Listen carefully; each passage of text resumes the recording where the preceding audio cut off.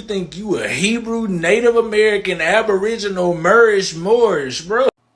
Oh man, I have not seen so much incompetence from a person who does not do no research whatsoever.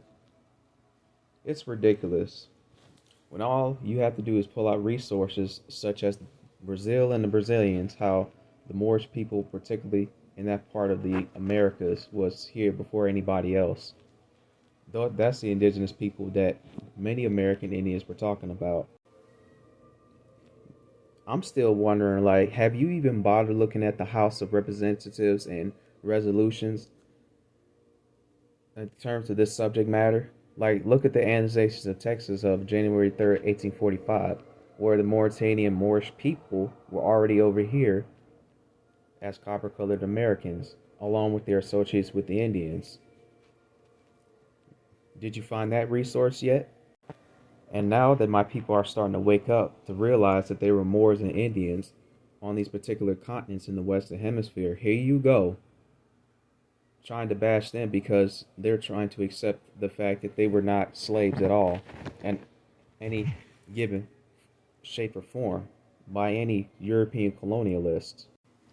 And there's a question I would always want to ask you. Why are you still calling yourself a black person or a Negro or a person of color or somebody who is basically representing themselves as a dead entity or representing themselves as they're somebody else's property? I'm really hoping you find that out, because anytime when you step outside the human family, you pretty much are putting yourself at odds, and you're basically telling the world that you have no nationality. It's just that plain and simple.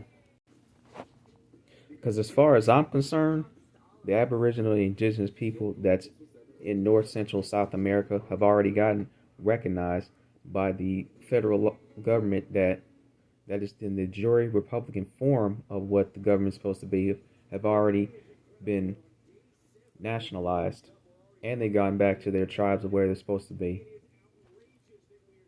Have you done the same? And you can pause and read in this particular article that you see behind me. It's called The Acts of Algiers, between the Roman Crusades that was doing trade and commerce and amity and peace, and doing business with the Al Moroccans of this particular Moorish empire.